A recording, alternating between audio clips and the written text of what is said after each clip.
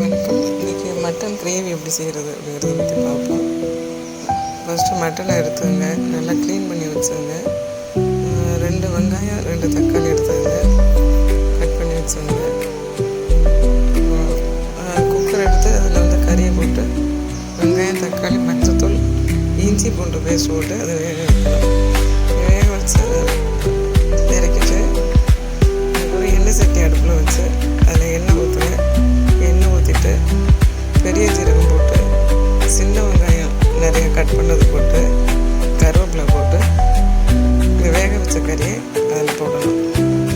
போட்டு கிண்டிட்டு அதில் மிளகாத்தூள் மட்டும் போடுவேன். மிளகாத்தூள் 1 ஸ்பூன் போட்டு தேவையான அளவு போட்டுருங்க. போட்டு தேங்காயும் பெரிய ஜீரகமும் அரைச்சது கொஞ்சம் அதில் போடணும். போட்டு கிண்டி இறக்கணும்.